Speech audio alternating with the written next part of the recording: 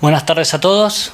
Le damos la bienvenida a esta nueva actividad de extensión de la Facultad de Ciencias Jurídicas y Sociales de nuestra Universidad FAST. Les agradecemos a todos su presencia esta tarde en nuestro auditorio, como así también agradecemos a los que nos están siguiendo en vivo a través de nuestro canal de YouTube. En esta ocasión contaremos con el privilegio de poder escuchar de una voz autorizada en la materia sobre cuestiones de geopolítica actual. Para dar comienzo, al tiempo que le agradecemos su presencia en esta actividad de extensión universitaria, les presentaré a Juan José Gómez Centurión, disertante en la jornada de hoy. Juan José es un político argentino de 61 años, casado, con 5 hijos y 5 nietos. Veterano de la Guerra de las Malvinas, fue condecorado con la Cruz de la Nación Argentina al heroico valor en combate, la más alta distinción a que puede aspirar un militar argentino. También recibió por su participación la medalla al veterano de guerra de Malvinas, otorgada por el Honorable Congreso de la Nación. En el año 1983 fue seleccionado como joven destacado para representar a la Argentina en el marco de una invitación del gobierno de Japón por el lapso de 60 días en la Universidad de Santa Sofía, en Tokio. Prestó servicio durante 23 años en el ejército argentino, fuerza de la que se retiró en el año 1997 con el grado de mayor. Es oficial del Estado Mayor y posee las aptitudes especiales de comando y paracaidista militar. Cursó la licenciatura en Estrategia y Organización del IESE y un doctorado en Ciencias Políticas en la Universidad John F. Kennedy. En el ámbito privado se desempeñó exitosamente como gerente en diversas empresas de importancia. En la función pública, entre el año 2012 y 2015, se desempeñó como director ejecutivo de la Agencia Gubernamental de Control del Gobierno de la Ciudad Autónoma de Buenos Aires. En esa función estableció un marco de colaboración con familiares de víctimas de Cromañón para el control de los locales nocturnos de la ciudad y el combate contra la trata de las personas. Tuvo mención especial de la Protex, Procuración de Trata y Explotación de Personas, del Ministerio Público Fiscal por su desempeño en la lucha contra la trata laboral y sexual de personas.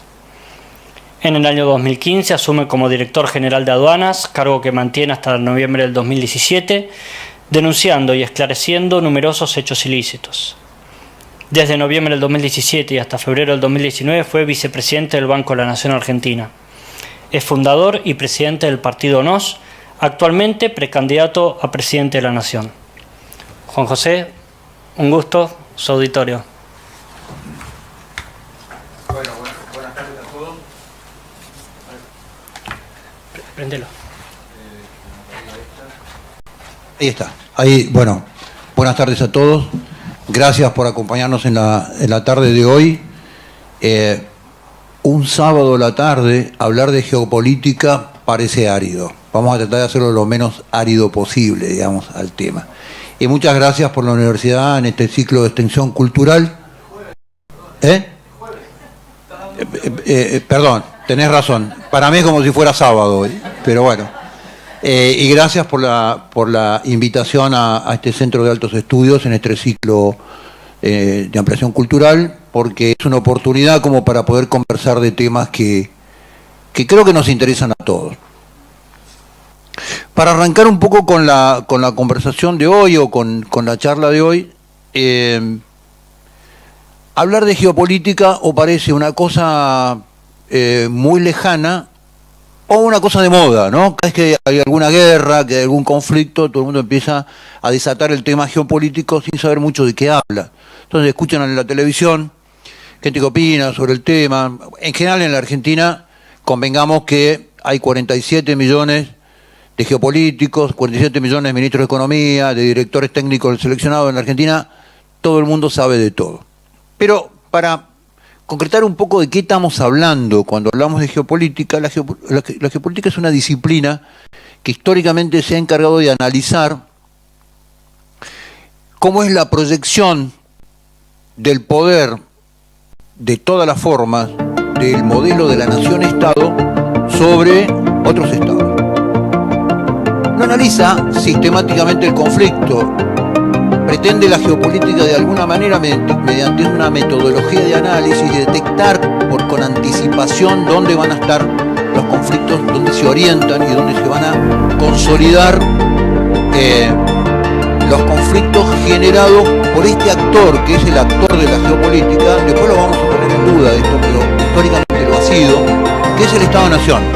El mundo, la actual configuración del mundo y el modelo de relaciones internacionales en el mundo está configurado por actores, y esos actores, como actores principales, son los Estados-naciones, que son esos modelos geográficos, culturales, jurídicos, que se llaman Estado-nación, que tienen toda esta, además geográficos, ¿no? Obviamente. Entonces, digamos, la geopolítica es una disciplina que se alimenta de otras ciencias, que digamos, concerta saberes de otras ciencias como la geografía, en todos sus ámbitos, la geografía física, la geografía humana, la geografía económica, concerta conocimientos de la estrategia, o análisis o modelos de la estrategia, que no le son propios, son de otra disciplina, como la estrategia, concerta saberes de la política, de la sociología, de la geografía, de la orografía, en fin. La geopolítica tiene la vastedad de un océano y la profundidad de un charco, porque el resto de sus saberes, en definitiva, son de otras disciplinas científicas o de otras ciencias. Dicho esto, que no podía dejar de decirse en un ámbito académico como este, vamos a analizar un poco históricamente qué han sido los planteos geopolíticos de los países. En este modelo, cuando yo hablo o cuando la geopolítica habla de la proyección del poder de un Estado-nación, ¿de qué poder está hablando? De todo lo que configura el poder de esta unidad geográfica, social, histórica, cultural y jurídica que es el Estado-nación. Está empezando a hablar de su propia cultura, de sus valores, cómo los proyecta hacia el exterior. Está hablando de su gestión del comercio exterior, cómo los proyecta. Todas estas han sido herramientas históricas de la geopolítica y obviamente la última ratio, que es el poder militar, en todas sus formas, para hablarlo en forma sintética. Ahora, nosotros tenemos que llevar una reflexión de esto, y difícilmente un país en el mundo es grande, es completo en su desarrollo histórico si no tiene una visión propia de su propia geopolítica, que no necesariamente tiene que ser una visión de naturaleza agresiva.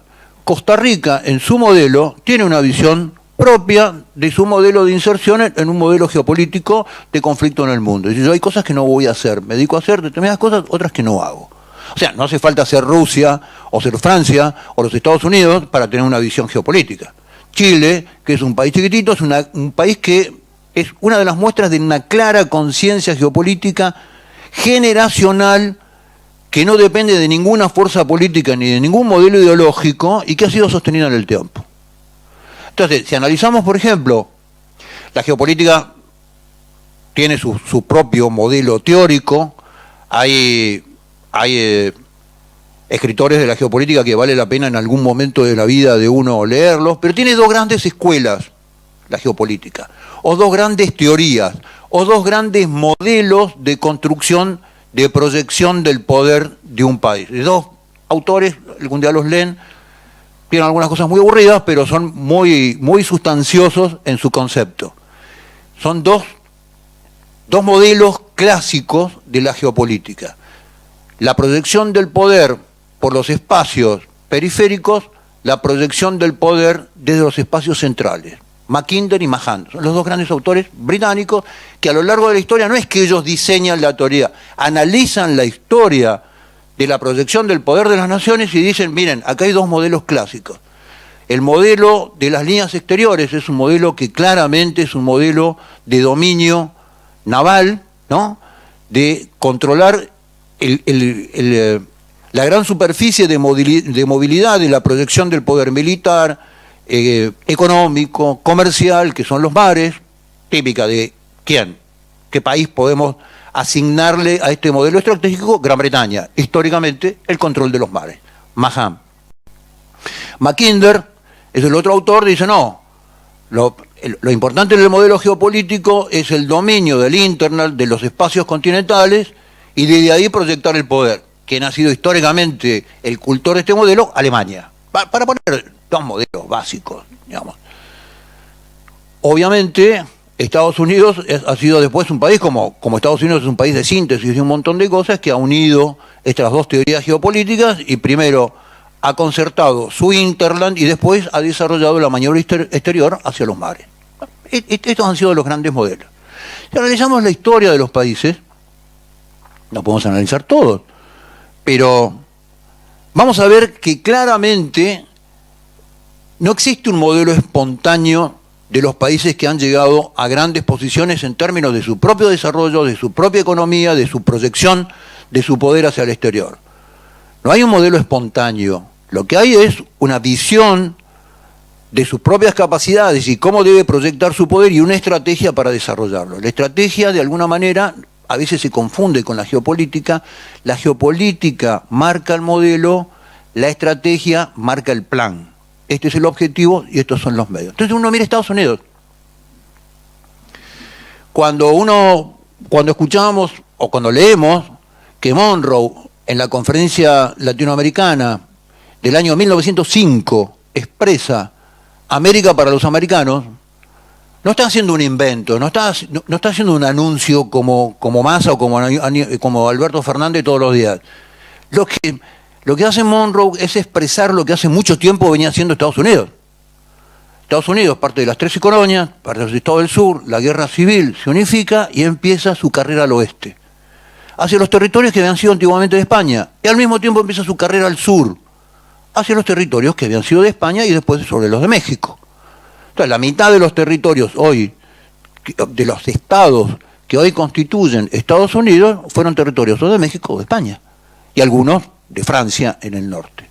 Cuando consolida ese espacio propio arriba de México, Estados Unidos dice en algún momento dado, y lo digo porque es tan claro el desarrollo que es mucho más fácil demostrarlo que en otros países, digamos como un modelo de visión, no digo ni que sea ni buena ni mala, es la visión de América para los americanos, que es toda América, ¿no? Una vez que consolida el actual territorio, la primera maniobra de Estados Unidos, ¿cuál es? Bueno, ahora, ¿cuál es uno de los problemas que tenemos en nuestro territorio? Rusia es un país americano. La vieja corona rusa, Alaska, era una propiedad de los zares rusos. ¿Y qué dice? Bueno, en el año 1768, muy poco tiempo después de terminar el conflicto, compremos Alaska. Y los zares, que tenían Rusia con Alaska, hubiera sido un país tricontinental, puesto en 3 continentes, único país del mundo. Los zares, que tenían una visión rusa, que es una visión endógena del mundo, nosotros somos rusos, y este es nuestro territorio, y esta es la Sagrada Madre Tierra, y le dice, ¿para qué queremos Alaska? Vendámosela. ¿Saben cuánto compró Estados Unidos Alaska? $7,5 millones. Fíjense la visión, hay que leer las críticas en la Cámara, en el Congreso de los demócratas, cuando el gobierno republicano compra Alaska. Es un gasto inútil, no tiene sentido. Sin embargo, esto es América, y América para los americanos. Y el tercer paso de consolidación de este modelo, ya a principios del siglo XX, es al Mar Caribe, ¿no? La independencia de Cuba, Puerto Rico, y después la obra magna, ¿cuál es? El Canal de Panamá. Controlemos Panamá y nosotros vamos a controlar el paso bioceánico, comercial, militar y civil, si el Canal de Panamá es nuestro. Lo construimos nosotros, lo hicimos nosotros, es nuestro y nosotros lo controlamos. la conexión entre el Océano Atlántico, entre el este y el oeste, en forma de navegación, desde un punto comercial accesible, como era el centro de América, nosotros vamos a manejar que somos americanos. Quiere decir que cuando Monroe dice en 1905, América para los americanos, esto ya era un plan que ya estaba en la cabeza de la dirigencia americana, no importa si fueran demócratas o republicanos. Esto es lo que después, esta visión es lo que después termina consolidando. Fíjense que en el año 1905, ¿quién se opone a Monroe? ¿Quién es el único país o el único canciller que se le ocurre en la conferencia de Lima, con semejante declaración, América para los americanos? ¿Quién es el único canciller que se opone? Drago, canciller argentino. ¿Y qué le contesta Drago a Monroe? Argentina para el mundo. Eran los dos únicos cancilleres en ese momento que fueron por el Océano Pacífico, desde cada uno de sus capitales, en los primeros modelos de cruceros a vapor. Drago fue en un crucero a vapor que acabamos de comprar de Alemania, y Monroe fue en un crucero a vapor que acaban de comprarle a los británicos.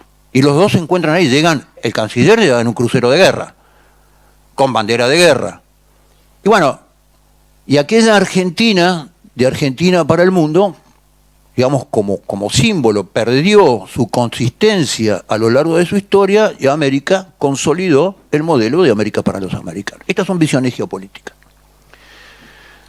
Ahora, la geopolítica es muy divertida cuando hacemos opinología sobre Ucrania y Rusia. Podemos estar hablando una noche entera, hacemos confabulaciones, conspiraciones, alianzas. El tema es la discusión, creo yo, en el modelo geopolítico, que yo tengo mucha discusión con amigos míos que son especialistas en geopolítica y son realmente estudiosos de la geopolítica. Yo no he dedicado mi vida a la geopolítica, he leído, estudiado, que yo me he dedicado más a la estrategia que a la geopolítica. Pero mi desafío hoy es decirle, bueno, si la geopolítica es una ciencia que estudia la proyección del Estado-Nación, lo que hoy nos tenemos que preguntar, si solamente al mundo de la geopolítica acceden los Estados-Nación, o si ya hay actores a nivel internacional que por arriba del Estado-Nación juegan el modelo de la geopolítica y son actores geopolíticos. ¿Sí o no? No, me dicen, no. Los actores que hoy son actores estratégicos no son actores geopolíticos porque juegan el juego para algún actor geopolítico que es el Estado-Nación. Y en esto vamos a empezar charla abierta. Yo les voy a dar mi opinión, cada uno puede estar en contra o no.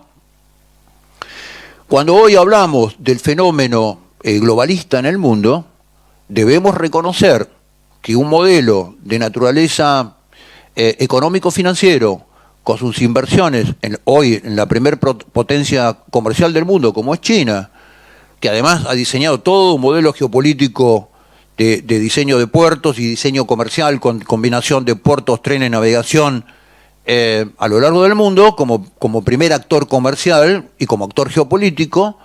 Si la globalización, el globalismo hoy no es un actor geopolítico. Cuando empiezan las tendencias globales en el modelo de globalización después de caer la Unión Soviética, estaba claro que la globalización era un fenómeno que impulsaba a los Estados Unidos como actor monopólico en términos comerciales, financieros, económicos y fundamentalmente militares. Ahora la pregunta, si este modelo global que empezó a pensar Estados Unidos, y que hoy, por ejemplo, tanto está discutido por Trump cuando lo discutió en su presidencia, hoy el globalismo es o no un actor geopolítico. Para mí, hoy en día estamos frente al nacimiento de un nuevo actor geopolítico en el mundo. ¿Geopolítico por qué? Porque tiene poderío, proyecta poder económico, proyecta una herramienta fenomenal que se llama el poder financiero, ¿no?, que decide dónde van las inversiones. Tercero, proyecta un modo, una forma cultural uniforme, que es casi un colonial de imposición de valores. Es decir, no es yo vengo acá a respetar tus valores, estos son los valores y si no te gustan no hay otros, digamos, ¿no? A través de agendas internacionales, de organismos internacionales, estamos hoy frente a un mundo que aparece un nuevo que, como el cuento de Frankenstein, ¿vieron? Frankenstein es la historia de un médico loco muy talentoso que un día encuentra un diseño perfecto para hacer una bestia y lo hace, y le da vida. ¿Y saben cómo termina siempre el cuento? La bestia mata al creador. Eso sí, no tiene doble final. Frankenstein no tiene final abierto, tiene final cerrado. Entonces, este fenómeno global que empezó con la caída del muro de Berlín, con la caída de la Unión Soviética, con un actor monopólico de poder como era Estados Unidos, hoy Estados Unidos, creo yo, que se ve hackeado y hoy me parece que está sumamente fragmentado y dividido en su consenso interno entre estos dos modelos. Un modelo que dice, esto es Estados Unidos y yo defiendo Estados Unidos, y lo otro es, bueno, yo defiendo un modelo global. A que estamos viendo, en definitiva, en este modelo, es una puja fenomenal entre un modelo de capitalismo productivo y un modelo de capitalismo financiero. Entonces, frente a esta primera pregunta, ¿el globalismo hoy es un actor de naturaleza geopolítico? Algunos van a decir, algunos especialistas muy sabios, sí, pero no tiene poder militar. Yo le diría, sí, bueno, es un buen punto para analizarlo, pero cuando analizamos cómo son los presupuestos de este modelo, claro, el globalismo no tiene poder militar en sí mismo, porque después de la caída del muro de Berlín, el modelo global tenía como presupuestos el modelo Fukuyama. Se acabaron los conflictos, se acabaron las guerras. El comercio y las finanzas van a ser capaces de derribar todas las oposiciones en el mundo de tal manera que se terminen los conflictos. Y si se terminan los conflictos en el mundo, lo que nos tenemos que organizar es un poco mejor, digamos, porque en realidad el Estado-Nación, que era el gran modelo militar en el mundo, si no hay conflictos, ¿para qué está? ¿Para qué sirve? Y lo que nos va demostrando la realidad es que el Estado-Nación representa exactamente eso, una realidad geográfica, humana, cultural, que además tiene una configuración sociológica y además tiene una organización de naturaleza jurídica. Digamos, y el punto de reflexión para todos nosotros, lo que se supone que tenemos una cultura occidental, el concepto de ciudadano parte del modelo de organización jurídica del Estado-Nación. Sin Estado-Nación nosotros no somos ciudadanos, somos súbditos de alguien. Somos consumidores de algún mercado visto desde un plano, somos subordinados de algún esquema de poder que no votamos ni elegimos, pero claro, si no somos ciudadanos, ¿por qué nos van a preguntar? Es un razonamiento diáfano este tema. Entonces, ¿por qué iba a estos temas? Porque me parece, desde nuestra humilde opinión, que van a ser los temas que el año que viene vamos a debatir con mucha claridad, Argentina ha perdido su foco geopolítico y su foco estratégico. Desde el punto de vista geopolítico, un país como Argentina es uno de los pocos países les diría yo, de Sudamérica, que está en capacidad de decir, bueno, ¿cuál es nuestro despliegue futuro?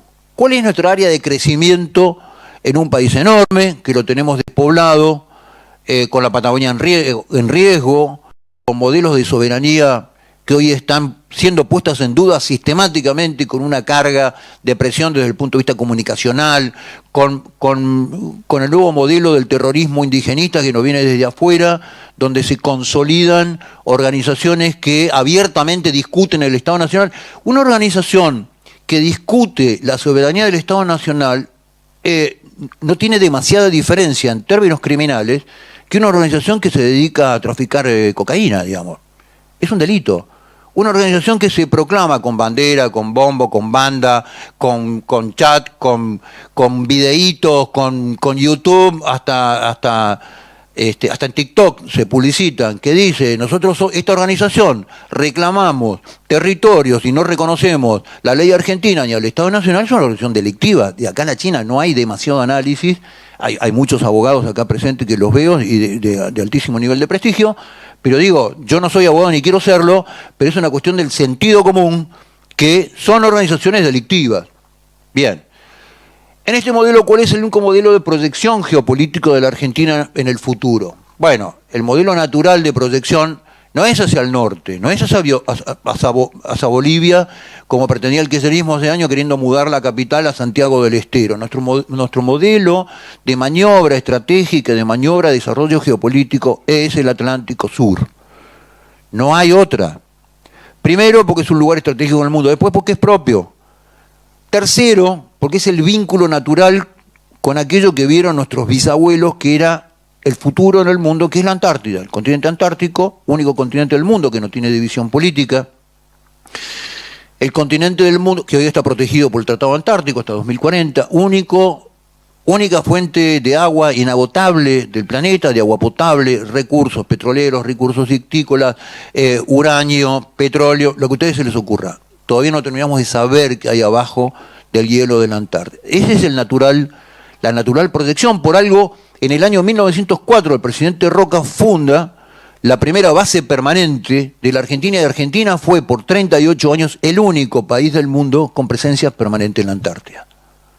Esto es inobjetable, además de recuperar Ushuaia, de fundar el puerto de Ushuaia y demás, digamos, pero esta es la maniobra natural. Obviamente que en el medio del Atlántico Sur se encuentra ese fenomenal portaaviones propio que son las Islas Malvinas, que son territorio propio por geografía, son territorio propio por herencia, son territorio propio por cultura y por el sentimiento argentino que son nuestros, que deben ser nuestros y alguna vez van a volver a nuestra soberanía territorial. Entonces, este es el modelo de maniobra. Ahora, Argentina en el día de hoy discute en los foros internacionales las 350 millas marinas, pero no puede controlar 50 millas, porque no tiene barcos, porque ha destruido la Armada, porque la prefectura no tiene capacidad operativa para hacerlo, y porque no tiene el concepto de hacerlo. Las fronteras empiezan en la cabeza de las personas.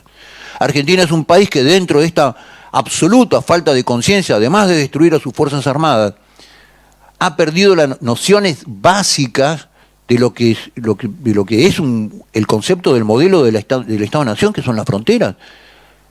Las fronteras argentinas han desaparecido. Vengo de Salta, vengo de Jujuy de Salta, hice La Quiaca, hice Salvador Maza, y hice Tartagal y Orán.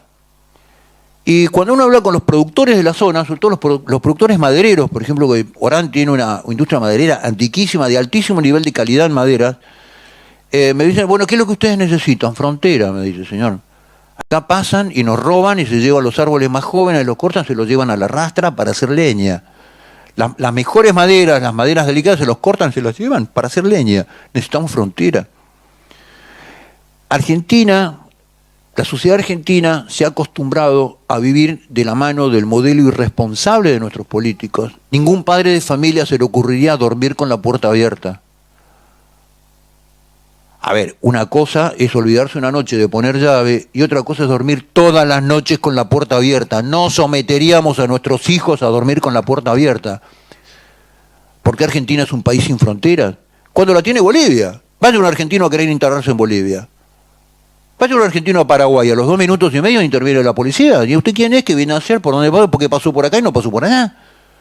Entonces lo que digo es, Argentina debe recuperar su conciencia geopolítica. La conciencia geopolítica viene de entender y leer en el diario que el mundo no es un lugar ajeno de conflictos. El mundo cada vez se muestra más como un lugar más peligroso. Esto basta leer los diarios, porque seguimos la guerra de Ucrania, pero le digo, muchachos, en Siria ya hay 12 millones de personas que abandonaron el país como migrantes, en el medio de una guerra sostenida. Irak está devastado, lugares en donde entran determinadas fuerzas del orden occidentales desvastan el país.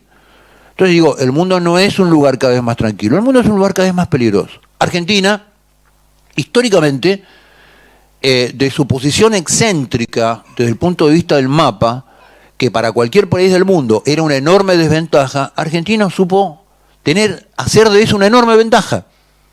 ¿Por qué? Porque en todos los modelos de guerra y de conflicto en los países centrales, Argentina era excéntrica. Lo que podía hacer era producir, comerciar y darle de comer al mundo que estaba en guerra. Entonces, una de las potencialidades, pero esto partía de la base que Argentina era un país seguro, que en Argentina pasaba lo que las leyes dicen que tenía que pasar.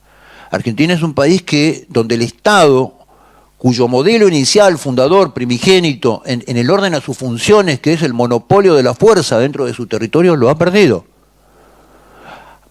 Por favor, miren el Crónica los días lunes y van a ver que todos los sábados a la tarde en algún lugar del conurbano, la policía pierde contra una barra brava.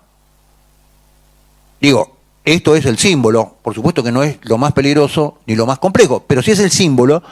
sistemáticamente que en la Argentina los patos le tiran a la escopeta. En todo el mundo las escopetas le tiran a los patos, ¿no? Esa es como la regla normal en todo el planeta. Entonces tenemos síntomas muy gravosos, además de esto que hablábamos de los mapuches autopercibidos. Tenemos el fenómeno del narcotráfico, que es un actor estratégico en la Argentina que está, digamos, ya se ha colocado como un estado paralelo en muchos, como un estado paralelo y como un estado principal en muchos lugares de la Argentina. En los lugares fronterizos, a lo largo y a lo ancho de toda la hidrovía, en muchos lugares del conurbano bonaerense, del Gran Rosario, del Gran Córdoba, del Gran Tucumán, donde el Estado no entra ni con un patrullero, no entra ni con una ambulancia, no entra ni el cartero. Y tenemos una forma de organización social impuesta, y manejada y gestionada del delito. Entonces, si esto no nos hace reflexionar que estamos en un límite en este modelo, lo cual significa tomar conciencia. Tomar conciencia significa de dónde venimos, cuál es nuestra misión y cuál es la herencia que le queremos dejar algún día a ellos que nos siguen. Miren, y con esto cierro, no los quiero aburrir más, y si quieren charlamos de algún tema, hablamos de estos temas, preguntan lo que quieran. La herencia tiene una conciencia, conlleva en sí mismo un modelo de responsabilidad. La herencia, como dice la parábola de los talentos, no es para recibirla y dilapidarla y después que Dios nos ayude. La herencia tiene un sentido de la responsabilidad. Lo que yo recibí, lo tengo que entregar a la generación que viene, como mínimo igual, en lo posible y como meta generacional, un poco o bastante mejor.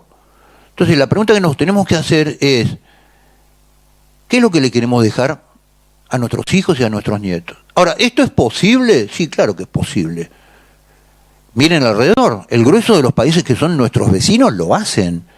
Países que nosotros teníamos hace mucho tiempo, mirándolos por arriba del hombro, aquella Argentina que dijo, Argentina para el mundo, los miraba por arriba del hombro y hoy nos dan el ejemplo de muchas cosas. Soberanía monetaria, en el cuidado de sus finanzas, en el cuidado de sus fronteras, en el orden interior, en el cumplimiento de las leyes. Entonces, el problema no es que el mundo es así, el problema es que la política nos ha acostumbrado que la Argentina es así. Así que bueno, valgan algunas de estas reflexiones, fuimos del modelo de alguna manera geopolítico, la pérdida de la visión geopolítica de la Argentina y cuáles son los problemas que, a mi juicio, muy rápidamente y en forma de resumen, aquejan hoy estratégicamente a la Argentina. Así que quedo a su disposición y bueno, muchísimas gracias por la paciencia y gracias por estar aquí acompañándonos en la tarde de hoy. Muchas gracias.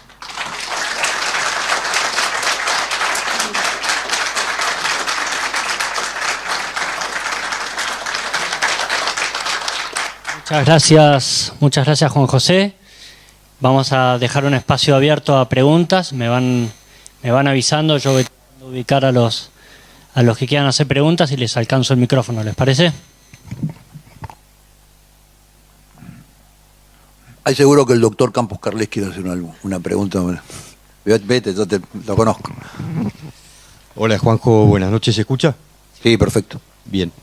No, mientras vos hablabas, cuando vos hablabas de soberanía monetaria y la globalización,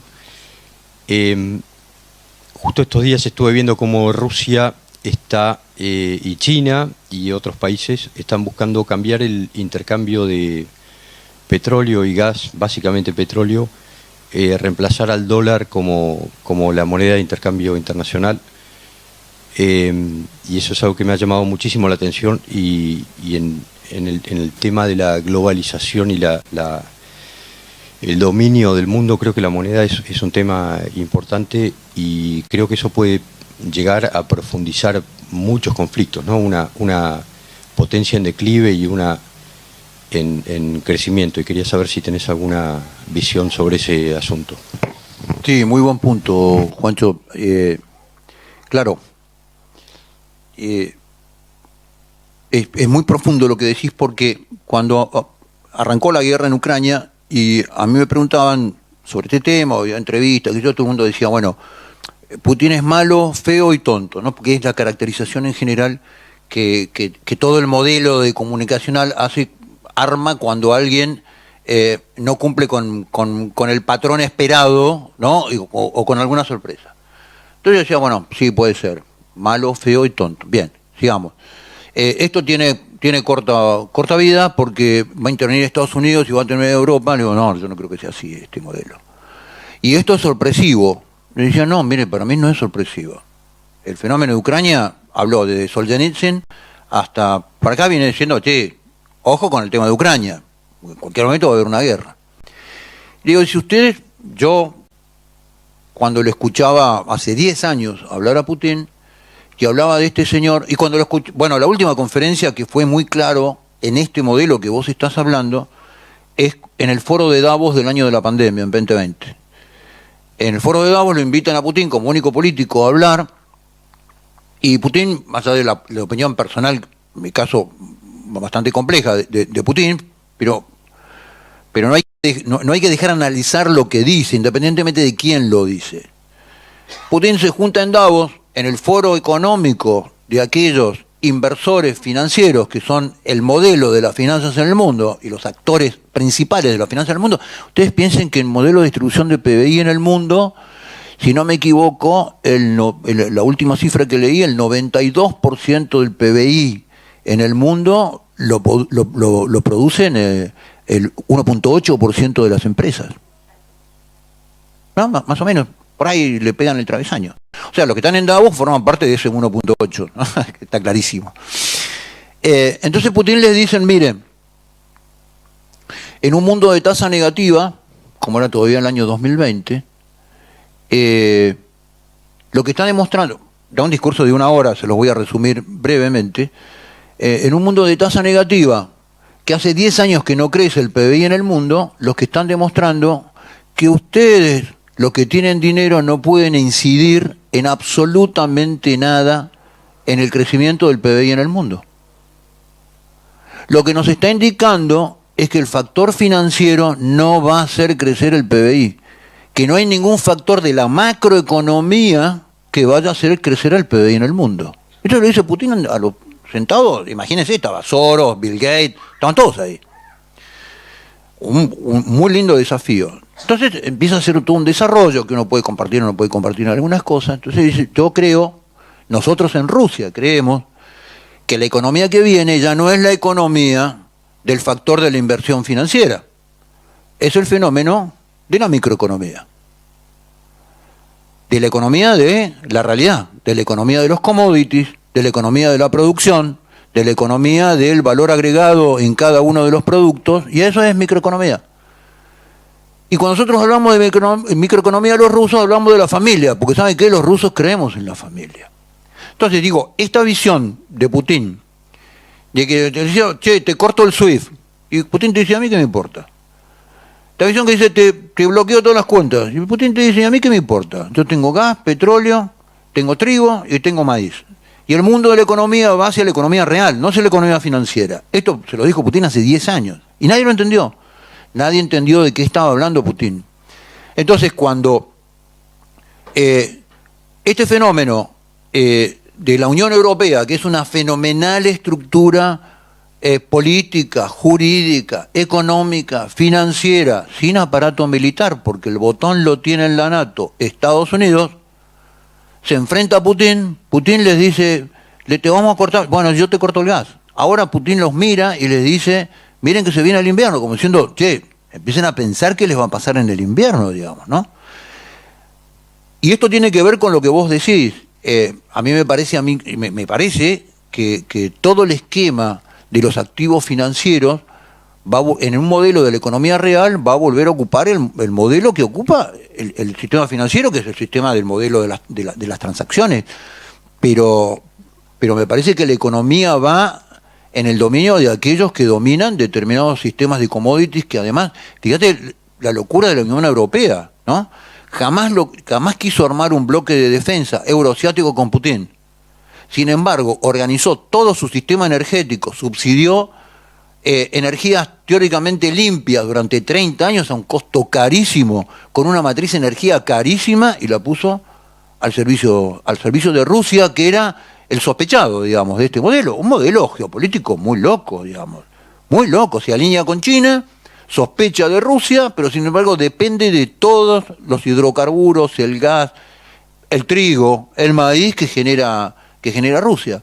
Entonces yo creo que esto va a pasar, digamos, me parece que en este modelo de, no es billetera mata galán, digamos, me parece que grano de espiga de maíz mata billete, digamos, ¿no? Me parece que el precio del dinero ya no lo van a empezar a poner los mercados financieros, sino de vuelta a los commodities. Con lo cual cambia el criterio del modelo financiero y del valor del dinero, digamos, ¿no?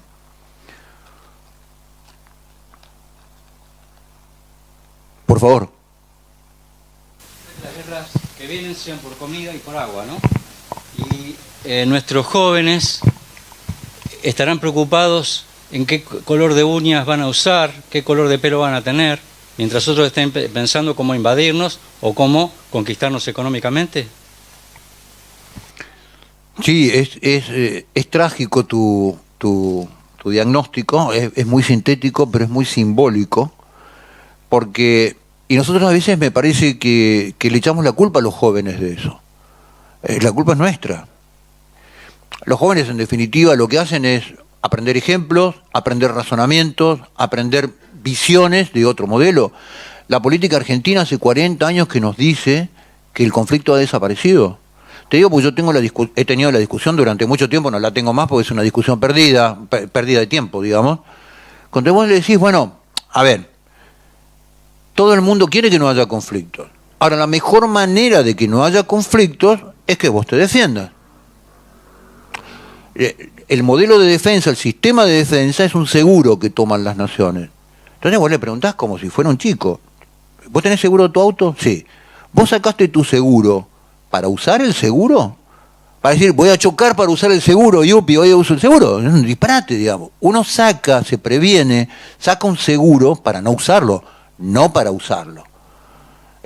Sí, bueno, pero igual los conflictos se acabaron. Entonces le digo, pero, ¿por qué nosotros en la Argentina somos el único país de Latinoamérica que invierte 1/3 de lo que invierten nuestros vecinos en materia de defensa? Bueno, lo invertirán ellos, nosotros nos ahorramos la plata. Esto es lo que te dice un político, te estoy hablando de senadores, te estoy hablando de presidentes. Que lo inviertan ellos, nosotros usemos la plata para otra cosa. Entonces lo decís, ¿vos te crees que alguien invierte en un sistema de defensa para...? ¿Por qué?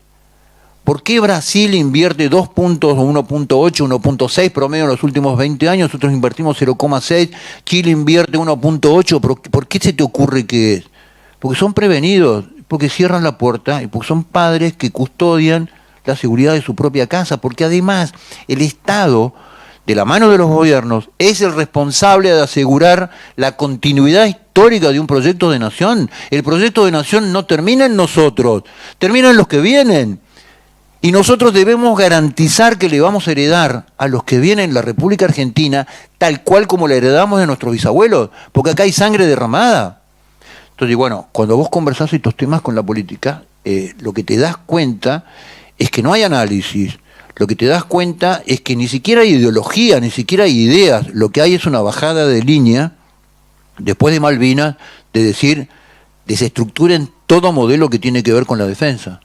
Y la clase política, en forma sumisa, en forma sistemática, lo ha venido haciendo durante 40 años. Es decir, hoy, no solamente que no tenemos buques de la discusión podría ser si tenemos flota de superficie, si tenemos aviación naval o no tenemos aviación naval. Son las discusiones que están, inclusive en Inglaterra, yo las leo, digamos. Ahora, no tener armada no es una discusión. En un país cuyo vector de proyección hacia el siglo XXI es el Atlántico Sur.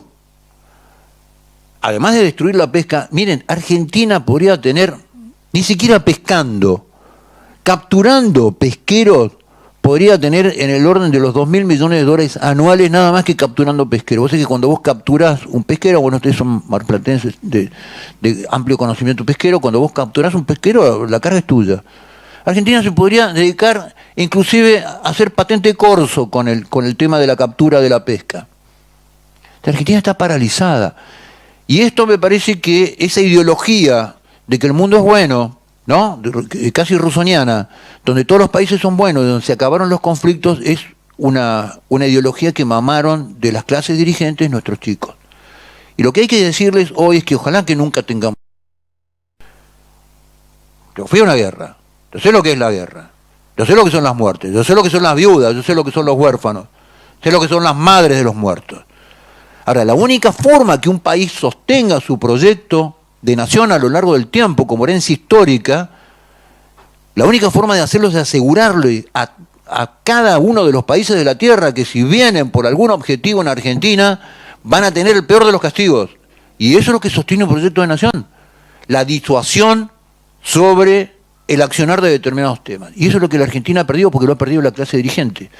Yo con mucho, digamos, para cerrar respuesta a lo que estamos charlando, digamos, yo veo muchos jóvenes que están tomando mucha conciencia sobre ese tema. Nosotros tenemos una cantidad de jóvenes muy activos y que realmente toman conciencia sobre estos temas, que Argentina debe volver a pararse sobre sus cenizas y a volver y ser fiel al proyecto de nación que pensaron nuestros padres, los padres de la patria, que pensaron nuestros abuelos, que sudaron nuestros abuelos, y fiel a ese proyecto de nación por el cual murió tanta gente y nuestros últimos muertos, los 649 héroes que tenemos en Malvinas. Así que yo tengo mucha esperanza, por eso a los 64, yo le agradezco hoy a mi presentador que me dijo 61 años, pero debo decir la verdad, tengo 64.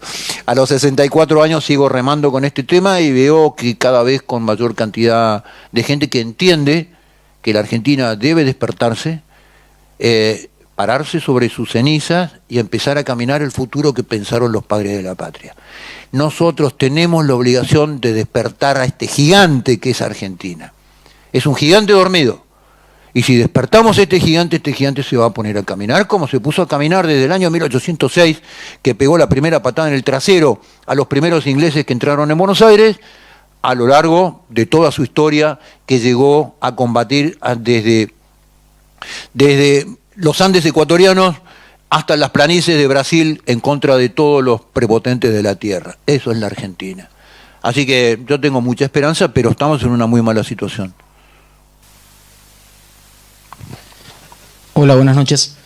En primer lugar, mi más profunda admiración, respeto y agradecimiento por haber participado en la Guerra de Malvinas. Gracias.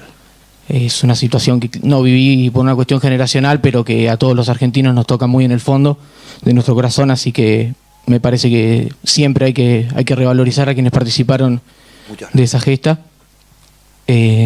Para consultar puntualmente sobre lo que estuvimos hablando hoy, en un momento hablaba de la pérdida de visión geopolítica que ha tenido la Argentina, en lo cual concuerdo profundamente. Lo que quisiera consultarle es, en la situación en la que está Argentina, en una cuestión de profundo endeudamiento, en donde para cada cuestión que se quiere plantear hay que solicitar, por así decirlo, permiso, se me ocurre comparar la situación esta con una situación en la que supongamos que mi casa se está viniendo abajo. Lo primero que tengo que tener la primera situación que tengo que entender es que se me está cayendo la casa abajo y que tengo que hacer algo con eso. Supongamos que entendemos esto, que tenemos que tener una visión geopolítica y empezar a defender de otra manera lo nuestro. Si mi casa se está cayendo abajo y yo no tengo, digamos, elementos para mantenerla y acomodarla, y tengo que acudir a alguien que me preste, digamos, financiamiento como para poder recuperar esa casa, y esa persona a quien yo le tengo que pedir financiamiento está interesada en que la casa se me venga abajo para comprarla por 2 mangos, digamos, hablando mal y pronto. ¿Qué podemos hacer? Ya que me parece que los intereses de recuperar una visión geopolítica para nuestro país no van de la mano con los intereses que tienen desde afuera, como para que nosotros la recuperemos. ¿Qué podemos hacer en ese contexto, si es que no me equivoco con lo que planteo? No, está muy buena tu... Y vos lo que planteás es la factibilidad de poder hacerlo. Y es muy buena pregunta. Nosotros, en el plano de la estrategia del planeamiento militar, las acciones deben ser, una de las cosas que tienen que ser sean factibles. Entonces, siempre la gran pregunta es, siempre todo es muy lindo, pero es factible, y yo creo que sí. Brasil está, ayer o anteayer acaban de anunciar deflación. Brasil sigue juntando reservas. Frente a nosotros, digamos que estamos en un periodo inflacionario explosivo. ¿Por qué te quiero decir esto? Porque a mí me parece que la casa no se nos está cayendo. Lo que pasa es que la casa está embargada y vienen a sacarnos de la casa, que no es la misma imagen. Argentina no está en una situación frente al mundo de autodestrucción implosiva, porque no sea viable como proyecto. Argentina mucho más que viable, mucho más en el mundo que se configura actualmente. Entonces, yo te voy a poner un par de ejemplos para que lo vean. Nuestro presidente Fernández fue el único presidente del mundo que tuvo la oportunidad de juntarse con Putin 20 días antes de la invasión más anunciada de los últimos 20 años. No te digo que le haya contado el plan Putin, porque no creo que Putin le cuente el plan a Fernández. Pero un guiño, no de él, de algún funcionario diciendo, sí, vamos a invadir, digamos, tiene que haber habido. No puede haber vuelto de Rusia sin enterarse que en los próximos 30 días se iba a efectuar claramente la invasión. Con lo cual, Fernández volvió a la Argentina, no tomó una sola medida para la próxima siembra. ¿Cómo termina esta película del ciclo de siembra en Sudamérica? Brasil termina el ciclo de siembra ya con Ucrania invadida. Cuando vos decís, supongo que Fernández tendrá un asesor en materia de relaciones internacionales, supongo. Cuando vos decís, che, van a invadir Ucrania, Ucrania tiene 63 millones de hectáreas sembrables o sembradas, y Argentina tiene 69. O sea, estás hablando de un actor agroindustrial, agroexportador, casi del tamaño de Argentina. Históricamente Ucrania fue la pampa húmeda de Europa, digamos, ¿no? Y mucho más de Rusia. Fernández no tomó una sola medida. ¿Cómo termina el ciclo del grano grueso entre Brasil y Argentina con respecto al conflicto de Ucrania? Brasil termina el ciclo con un sobrante de un 40% de maíz y Argentina con un 40% de faltante. Bolsonaro no habló con Putin. Ahora, seguramente tiene un organismo de inteligencia que le dice, mire jefe, acá van a invadir, lo que viene ahora es faltante de trigo y de maíz. Y generaron todas las políticas impulsoras como para tener sobrante exportable en materia de trigo y de maíz. Entonces, hoy el mundo nos está dando la oportunidad que no necesitamos ser demasiado inteligentes. No tenés necesidad de salir a vender. Hoy te tocan el timbre. Viene el mundo de los commodities. ¿Por cuánto tiempo? No lo sé. Pero es lo que viene. Ya estamos en ese planeta. No tiene visión de corto alcance eso, ¿eh? Y vos ves los conflictos, analizá cualquier periodo de la historia, determinados conflictos centrales a lo largo de la historia han ido desatando otros conflictos en materia geopolítica. Me parece que lo de Ucrania y Rusia no termina ni pronto ni termina ahí. Tampoco quiere decir que va a venir la hecatombe nuclear. Yo fui de los que hablé que era un conflicto acotado en espacio y acotado en medios sin recursos. No creo en la escalada nuclear. Lo que sí digo que va a haber conflictos de todo tipo a lo largo del mundo que lo que van a traer es el empeoramiento del modelo de comercio de las materias primas. El problema del mundo son los commodities, digamos, ¿no? Si vos hacés la cuenta en la Argentina, en los últimos 28 meses, esto lo dice claramente un economista, muchos seguimos de lo que estamos acá, Iris Speroni, 32.000 millones de dólares de diferencia entre exportaciones e importaciones tuvo la Argentina a su favor. ¿Dónde está la plata? El problema de la Argentina tiene un problema de administración, claro, del sistema político con respecto a los recursos del Estado. Es decir, vos me preguntás a mí, ¿el problema de la Argentina es económico? ¿No? De ninguna manera. Argentina tiene toda la potencialidad para que en un cortísimo plazo vos generes el modelo, porque el problema de la deuda en la Argentina es muy problemático, sí, en función de lo que produce. Es una deuda grande, pero más grande es en función de lo que produce. Si Argentina produjese muchísimo más, la deuda la empezás a acotar como un problema manejable. A ver, seamos claros, en el mismo mundo, en el mismo Sudamérica, en el mismo continente, Chile exporta por chileno $5.000 al año y Argentina exporta por Argentina $1.300 al año. Chile es un país pequeño, empobrecido, que lo único que tiene es algo de minerales, 1/3 del ancho de la cordillera de la República Argentina y es un país minero. Argentina, que tiene todo, absolutamente todo, exporta $1.300 por argentino por año. El problema es dónde estamos, o las circunstancias, o el mundo. No, el problema es nuestra dirigencia, claramente. Entonces, yo te hago una pregunta que es muy simple. Yo no soy economista, ni pretendo serlo. Si yo a vos, que con gran amistad me prestás $200 y yo no tengo para devolvértelo, yo tengo un problema. Ahora, si yo te llevo $2 millones y no tengo el dinero para devolverte, los dos tenemos un problema. Creo que esta es la base de cualquier hipoteca que está a punto de vencerse, digamos, ¿no? Vos me decís, es imposible una negociación de la deuda hoy porque los deudores lo que ven es que Argentina no implementa ninguna medida para pagar. Ahora, si vos implementás un sistema y un modelo para empezar a pagar tu deuda en forma proporcional a lo que vos podés pagar, te lo van a dejar pagar en los términos que vos propongas. El problema es que la clase política argentina está sujetada a una agenda internacional que la manejan a través de los organismos de crédito. Mirá, te doy la prueba más bruta, es brutal esto. Batakis duró 40 días, ¿no? Bueno, denme la ilusión, pongámosle un mes. En el mes la mandaron a negociar con el Banco Interamericano de Desarrollo para ver si conseguía algunos manguitos en términos de caja chica. En la semana que Batakis iba a encontrarse con el Banco Interamericano de Desarrollo, mandaron al Congreso la ley de la muerte asistida. Como decir, miren muchachos, miren lo que estamos, miren lo avanzado que somos los argentinos, estamos pensando en cómo va a morir la gente de bien. Entonces digo, es tan burdo el modelo de alineamiento de la Argentina a un sistema internacional que está apalancado, impulsado y muchas veces presionado por los organismos de crédito. Es brutal. Ahora, ¿vos podés salir de ese modelo? Sí, claro que podés salir. La Argentina tiene el potencial y tiene la brecha productiva, la brecha exportadora, la brecha de generación de divisas para poder hacerlo. Es una evidencia esto. No puede ser. Paraguay exporta $2.800 por paraguayo.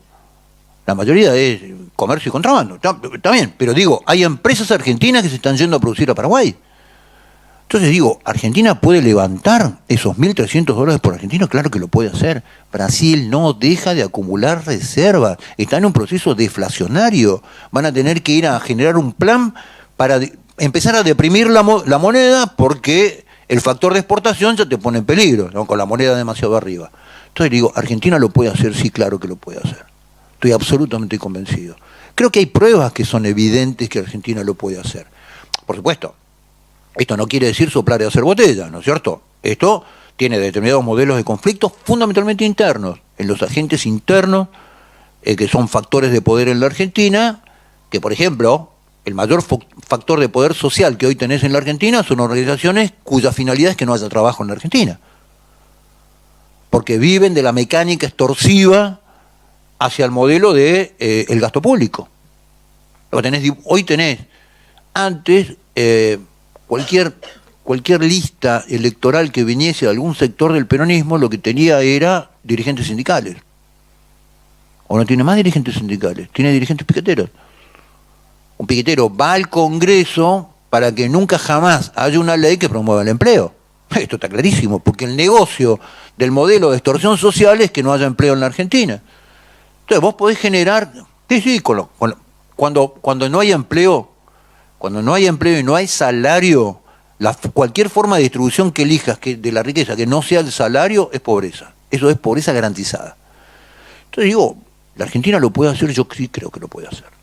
Creo que las principales limitaciones en la Argentina hoy están adentro de la Argentina y son factores de poder argentinos.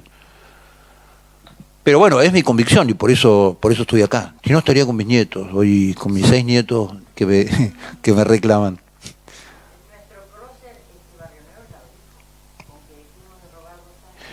Yo creo que no alcanza. Es cierto, creo que ayudaría muchísimo, pero creo que no alcanza. Creo que hay que hacer muchísimo. Argentina tiene un corset productivo que hay que desatar y que hay que desenrollarlo como un matambre.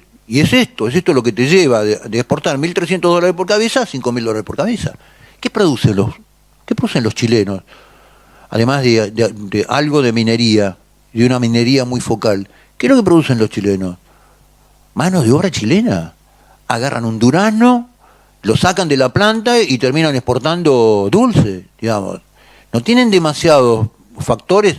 Hay alguna incipiente en algún modelo de servicios de sistemas y de software, qué sé yo, pero lo que hacen es trabajo chileno y exportan trabajo de los chilenos.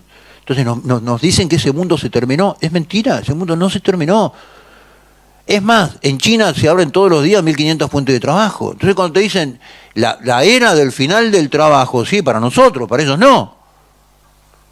Te digo, en las condiciones de depresión económica que tiene la Argentina, inclusive con la capacidad instalada que tiene la Argentina, con el deficiente sistema energético que tiene la Argentina, con una moneda que está abajo del subsuelo en la Argentina, cualquier cosa que te pones a producir si tiene un estándar de calidad relativo, la puedes exportar.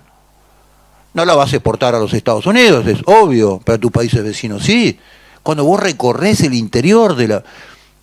A mí una cosa que me asombra, por ejemplo, es la industria metalmecánica del sur de Córdoba, el sur de Santa Fe. Cuando vos recorres ahí, ves equipos de tornería que tornean piezas para maquinaria agrícola, que es de altísimo nivel de complejidad, con la siembra, que americana. Y los repuestos los hacen acá. ¿Por qué? Porque un repuesto americano de una máquina Holland o de cualquier tridadora o sembradora americana, hoy en día, primero lo puedes importar y después no te alcanza la plata. Y las tornean acá, en la provincia de Santa Fe. Están los gringos ahí con el torno y le dan hasta que funciona. O sea, Argentina tiene el potencial y la capacidad de hacerlo.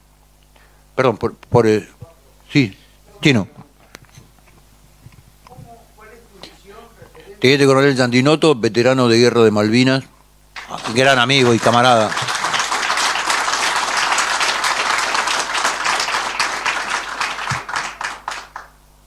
Una consulta. ¿Cuál es tu visión referente a la recuperación de la identidad del ser argentino? Porque hablamos de todo lo que es la política exterior, que es la verdadera política de una persona, pero por el otro lado quiero saber cuál es tu visión para recuperar esa identidad que hoy en día está totalmente perdida. Muy buena pregunta, Chino. Yo no creo que esté perdida, ¿no? Si estamos acá porque no está perdida. Pero no, entiendo el punto.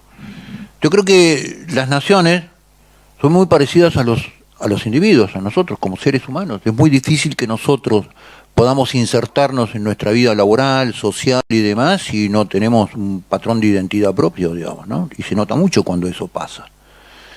Entonces, este mundo, hay una distinción de 30 segundos que me parece que es importante, ¿no? Que nosotros tenemos que entenderlo. Una cosa es globalismo, que es un modelo de gobierno transnacional, y otra cosa es la globalización.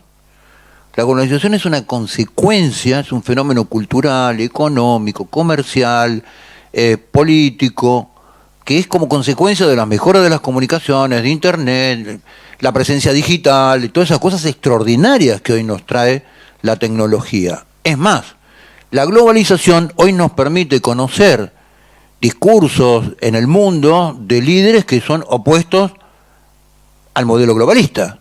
O sea, hoy gracias a la globalización podemos ver un discurso de Orbán online, o de Macarena Olona online, o de Santiago Abascal online.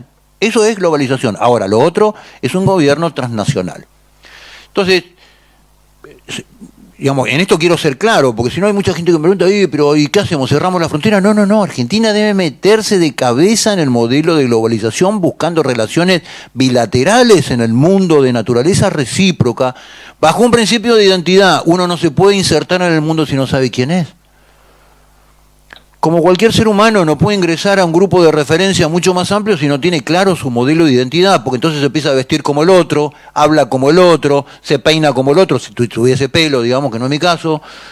Entonces, un ser humano, para insertarse dentro de un esquema social, insertarse dentro de cualquier modelo de convivencia social, tiene que tener muy claro quién es, quiénes son sus padres, dónde nació, si nació pobre, si nació rico, si nació pobre y es rico, no querer hacerse el rico. Tiene que recordar sus orígenes, porque es un modelo de identidad, y las naciones tenemos lo mismo. Entonces, ¿cómo se recupera eso? Eso es un fenómeno cultural. Estamos de la mano de una clase política que tiene como única política de Estado una agenda internacional, que es la Agenda 2030, como modelo simbólico, como expresión de marketing, digamos, que una de las finalidades que tiene es terminar en el mundo con las identidades, allanar culturalmente el mundo, que todos pensemos lo mismo, que todos creamos lo mismo, que todos querramos lo mismo de la vida, y ese es el modelo.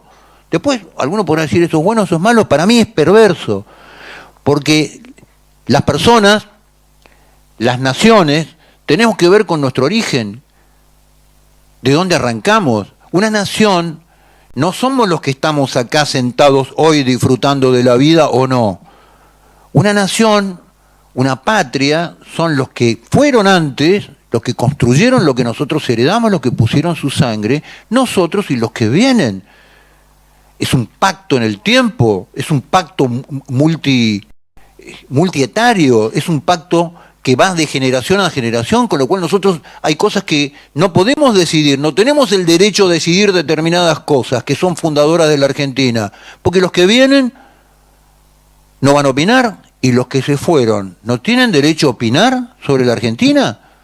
Entonces digo, entonces tenemos que recuperar nuestro modelo de identidad, sentirnos orgullosos de nuestras tradiciones, nos han metido vergüenza por nuestra historia. Hay pocas historias de los países en el mundo que los cuales nos podemos sentir tan orgullosos como la historia de la Argentina.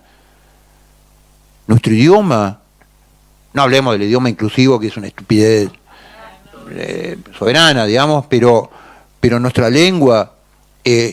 Cuando yo estaba en España y conversaba con los españoles sobre el tema de la hispanidad, yo les decía, muchachos, los seres humanos pensamos como hablamos. No hay forma de construir una idea que no venga a través de la palabra, porque es la herramienta para construir un modelo de cosmovisión y un modelo de conceptos.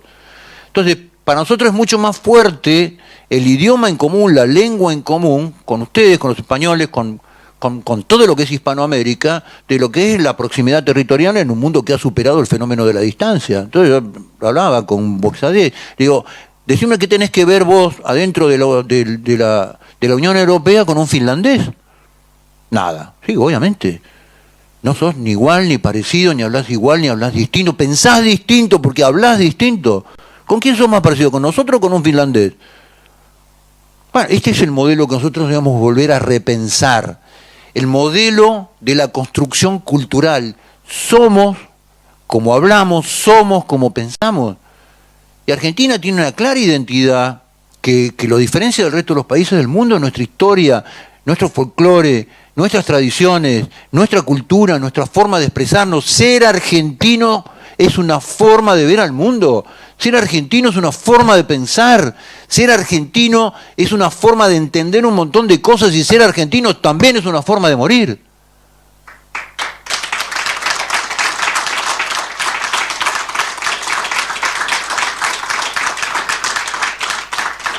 Y si eso no se cultiva, se pierde. Y si eso no se defiende, se pierde. Y lo que lo van a perder son las generaciones que nos siguen. Porque nosotros de alguna manera hemos visto el resto, ¿no? El resto flotando del naufragio y nos acordamos de algunas cosas. Pero de esa Argentina nosotros se la tenemos que transmitir a nuestros nietos y a nuestros bisnietos. Ese es el deber que tenemos. Y en esto, Chino, yo creo que vos sos un gran malvinizador, trabajás mucho en este fenómeno.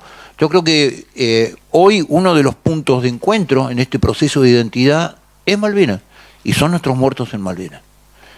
Yo te veo trabajar mucho en esa dirección y creo que es un punto, no digo que sea toda la identidad de la Argentina, pase por Malvinas, hay cosas mucho más antiguas, hay un montón de cosas alrededor de Malvinas, pero Malvinas sintetiza el modelo de la soberanía, sintetiza el modelo de la patria, modeliza de alguna manera el amor por el territorio y también sintetiza la capacidad de lucha. Yo no les puedo explicar, ustedes lo habrán visto en muchísimas oportunidades, cuando uno se junta con un europeo y después de un par de conversaciones y una vez que se allanan todos los protocolos, los europeos siguen mirando y diciendo, yo no puedo creer como ustedes en un momento dado se le plantaron en Inglaterra, porque ellos no son capaces de hacerlo tampoco, ¿no? Ninguno sería capaz. Y entonces, yo decía, bueno, y nosotros los admiramos, creemos que es una locura lo que hicieron, no se dicen muchos de ellos, pero tenemos una profunda admiración porque ningún otro país en el mundo se lo hubiera plantado, le hubiera dado batalla y le hubiera hundido la mitad de la flota. Eso lo hicieron ustedes, con 2 palitos y una aceituna. Entonces lo que digo es, Cuidado porque eso forma también nuestra parte de nuestra impronta. Nosotros, nos guste o no nos guste, somos herederos de eso. Nuestros hijos son herederos de esa sangre. Y esto es una responsabilidad histórica. Ahora, si eso no importa, si da lo mismo ser ucraniano, ser argentino, ser polaco, ser habitante del mundo, yo a todos esos les digo, sí, dale, mudate a Gran Bretaña. Mudate a Francia a ver cómo te tratan cuando no hablas francés, con acento francés. Mudate a cualquier lugar del mundo a ver cómo te van a recibir, o te crees que te van a recibir como recibimos nosotros los inmigrantes. De ninguna manera. Entonces lo que digo es, defendamos, eso es lo que somos. No es donde estamos, es lo que somos. Si no queremos ser lo que somos, ya tenemos un problema de naturaleza psiquiátrico. Eso es lo que somos. No queremos abusar mucho del tiempo y de la generosidad. Ordena ahí el doctor Salenga. Si te parece, si nos animamos, podemos hacer un ping-pong de dos preguntas. Dale. Últimas dos. Rodrigo y Juro ser Martín, breve, que se habían anotado, y hacemos preguntas como para terminar. Cortita. Juan José, empezaste hablando de globalismo como sujeto de acción en el plano geopolítico. Mi pregunta es la siguiente, o sea, si es un sujeto es capaz de acción direccionada y con voluntad. Como estratega, te pregunto, ¿dónde estaría la cabeza de ese sujeto? ¿O es acéfalo o tiene muchas cabezas? Muy buena pregunta. Extraordinaria, porque esto es lo que me lleva a la discusión con los expertos y con los sabios de la geopolítica. Bueno, el globalismo, cuando nosotros hablamos, obviamente, simbólicamente de la Agenda 2030, que es su expresión a través de Naciones Unidas, con una agenda de 17 objetivos de desarrollo sustentables, con lo cual, excepto el de igualdad de género, que podríamos empezar a discutir la ideología de género, nadie podría estar en desacuerdo, digamos. Buenos gobiernos, agua limpia, vida submarina. ¿Quién podría decir, no, yo no quiero la vida submarina? Yo nunca, no trabajo dentro de la vida submarina, pero supongo que debe existir y debe existir en orden. Hambre cero. ¿Quién podría estar en desacuerdo con eso? Por supuesto que es la herramienta de marketing de un modelo que es Naciones Unidas, que jamás fue pensado como un modelo gubernativo. Naciones Unidas es una asamblea. En el 45 fue fundado con un modelo asambleario, con representantes de todos los países del mundo, en un modelo de debate, de discusión, y en un parlamento donde presentar problemas que tenían que ver fundamentalmente con los conflictos, ¿no? Este es el modelo de Naciones Unidas. Ahora, cuando Naciones Unidas expresa esta agenda, y además cuando vos lees la agenda te dice, mira, esta agenda, primero, debe ser transversal a nivel de gobiernos nacionales, gobiernos provinciales y gobiernos municipales, por un lado. Por otro lado, tiene un modelo de gobernanza. Te lo dice la agenda, ¿no? Que el modelo de gobernanza tiene que tener controles, tiene que tener estímulos. A todos aquellos países que vienen retrasaditos hay que estimularlos, algunos con crédito. Después no especifica qué otros modelos de impulso puede haber para los países. Ahora, todos sabemos que este no es un modelo inventado por Naciones Unidas. No está diseñado por Naciones Unidas, ¿no? Lo que creo es que este modelo de gobernanza mundial es una expresión, o de gobernanza global, es una expresión del Foro de Davos. El Foro de Davos es como, de alguna manera, el foro cultural donde se expresa. Si vos lo seguís, vas a ver muchas nociones de el modelo de humanidad que surgen de los equipos de investigación financiados y propuestos por el Foro de Davos. Van desde el transhumanismo, si querés un día lo podemos conversar, digamos, todo este modelo tiene una visión antropológica de implantación, tiene una visión de la sociedad de implantación, por un lado, digamos, va desde el transhumanismo hasta un modelo de economía y fundamentalmente una división internacional del trabajo. ¿Cuál es? Para mí, no te la explica nadie, pero para mí es claro. El mundo de las finanzas, desde la década del 70 en fórmula creciente, tiene sus inversiones en China, China produce, ¿no? Y el resto del mundo lo que hace es una división internacional de orientación transversal o vertical para incorporarse ese modelo productivo, que además ahora ya con la ruta de la seda es un modelo comercial. No solamente que te producen la porquería, sino que te la distribuyen en cualquier lugar del mundo, just on time. ¿No? Este es el modelo.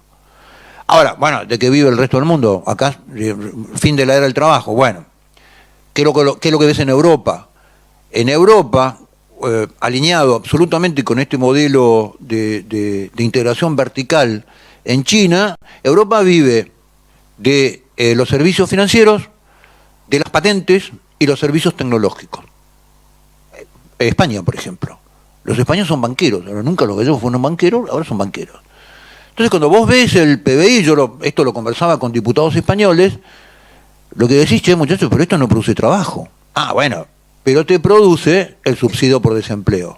Entonces, los países tienen un PBI enorme que le genera una renta al Estado con capacidad de pagarle a personas para que no hagan nada. ¿Te suena esto? Bien. Esto para Europa.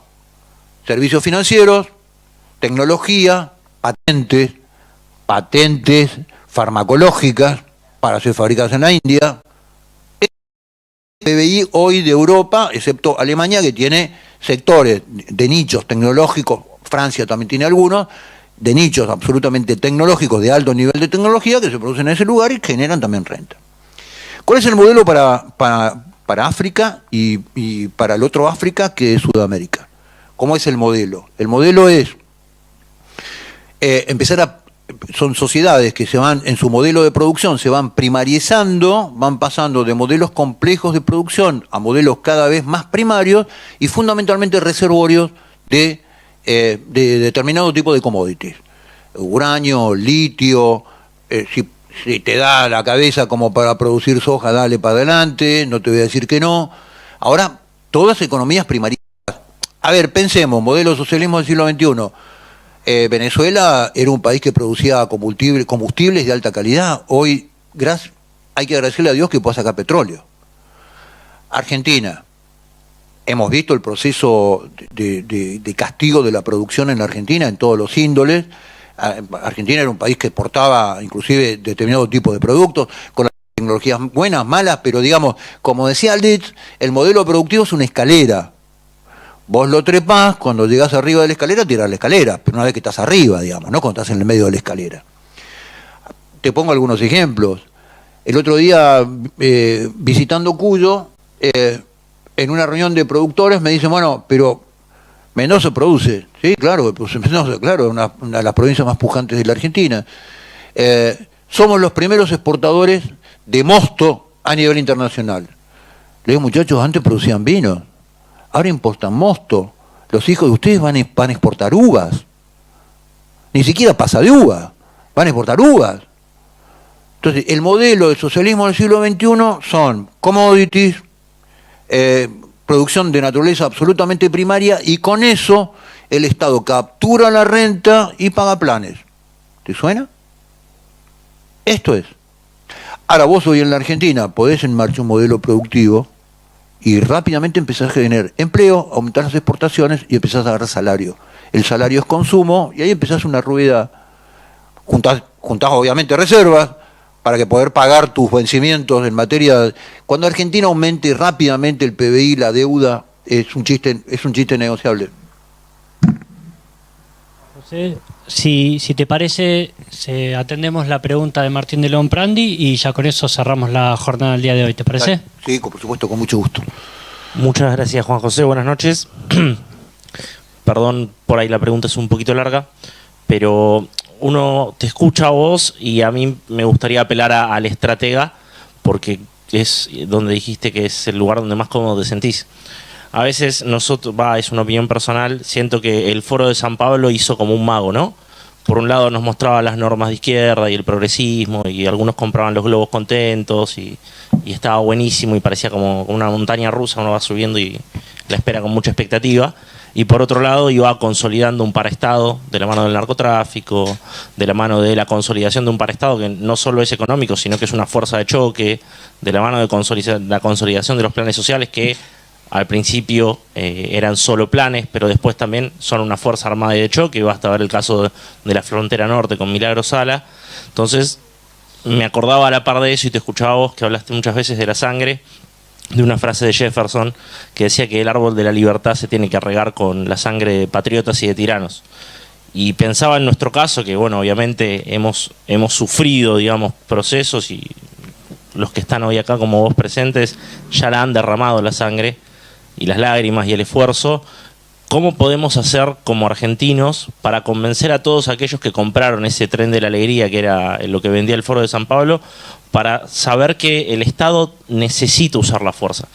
Para que cuando uno habla de militarización, cuando uno habla de fuerzas de seguridad, de jerarquizar el empleo de las policías, de quitar el adoctrinamiento de izquierda que tienen nuestras fuerzas de seguridad para tratar de venezolanizar a Argentina, ¿cómo uno desde el discurso puede convencer al argentino promedio y cuál es la estrategia para consolidar una Argentina que se consolide en la identidad también de sus fuerzas de seguridad?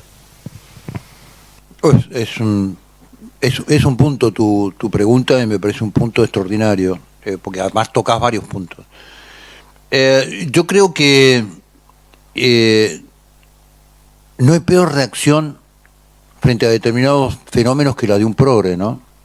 Porque empieza a trabajar con el fanatismo del converso. Digamos, yo quiero ver cuando el problema llegue a determinados sectores de Barrio Norte, o de Palermo Chico, o llegue a los countries de Pilar, ¿no? Entonces yo digo, un progre es progre para el otro, ¿no? No el uso de la fuerza, hasta que yo quiero ver cuando le toquen el timbre en el country. Digamos, me parece que la Argentina está teniendo una reacción con este tema. Yo cuando en el 2019 hablaba del tema seguridad, el tema narcotráfico, qué sé yo, era como un valor relativo, me parece que estás exagerando, y hoy la Argentina está cooptada por todo un modelo de delito complejo y transnacional, que además tiene vertientes y tiene ribetes políticos, y la cual hay que darle pelea, necesariamente. Y yo creo que la gente cada vez está más cerca de eso. Y mientras más simple es la persona, mientras vive en lugares más complejos, mientras vive en lugares más marginales, más empieza a adherir a esta teoría, pues son los que más lo sufren. Es decir, el conurbano bonaerense, los lugares más pobres son los lugares de producción de clorhidrato de cocaína, y los chicos son los soldaditos que terminan traficando y consumiendo pacos, digamos. Entonces, esto las madres del conurbano lo saben con mucha claridad. Yo creo que también, primero, yo lo que veo que las propuestas, que el tipo de propuestas en términos políticos, esto yo también lo hablaba en Europa, ¿no? Que nosotros proponemos tardan mucho tiempo a un país que lo han vaciado de contenido, volver a los contenidos, cuesta tiempo. A los partidos soberanistas de Europa, volver a hablar de la integridad territorial en España costó 10 años. A Vox, en el caso de Vox concretamente. Entonces lo que digo es, nosotros no podemos pretender hacer magia dentro de un modelo que, por ejemplo, político, que nosotros estamos suprimidos. Yo estoy suprimido en los medios, me importa cero, ¿no? Absolutamente suprimido de todos lugares, pero lo que yo siento es que a pesar de esta supresión, el tema crece y crece y crece y crece. Lo vas a ver el año que viene, en las elecciones. Entonces lo que yo digo es volver a restaurar desde el discurso, no estoy hablando de la práctica, volver a restaurar desde el discurso, estar en el discurso político estos temas, que fue nuestro proyecto en el 2019, tarda tiempo, pero yo creo que se insertan, y cada vez se insertan con más fuerza, porque además el estado de necesidad cada vez es más grande. Y yo creo que no estamos lejos, que en algún momento dado la gente se dé claramente que en la Argentina hay que poner orden, en el buen sentido del orden. El orden es cada cosa en su lugar. Por ejemplo, empecemos, los chorros detrás de las rejas y los ciudadanos sin rejas. Es un sistema básico de orden esto. Y yo creo que la gente ya está despertando, ya se dio cuenta que el modelo este de vender globos, en algún momento el globo se te va al cielo y revienta. Porque es el destino del globo, digamos, ¿no? Y yo creo que lo que se ve es que la clase dirigente argentina, además, dentro de su sistema de alineación internacional y dentro de su sistema sistemático de corrupción y robo del dinero público, ha volcado una calecita que era involcable. Y esto la gente se da cuenta. Podrían haber robado durante años sin hacer el desastre que han hecho en la Argentina en forma de profeso. Lo podrían haber hecho perfectamente. Y la calecita seguía dando vueltas, ¿no? Vicente Mazot tiene un término para la Argentina que es terrible, pero que es para mí único, que dice que la política argentina ha encontrado el modelo del subdesarrollo sustentable. Buenísimo. porque dice el subdesarrollo contiene tensiones y contiene adentro mismo contradicciones que son imposibles de contener y que en un momento dado estallan. Bueno, la Argentina encontró el modelo del subdesarrollo sustentable, pero yo creo que en esto hay que volver a los orígenes. Por eso es la importancia de colocar en el discurso político y en los discursos presidenciales, colocar esta temática como una temática primaria, porque nadie lo va a hacer.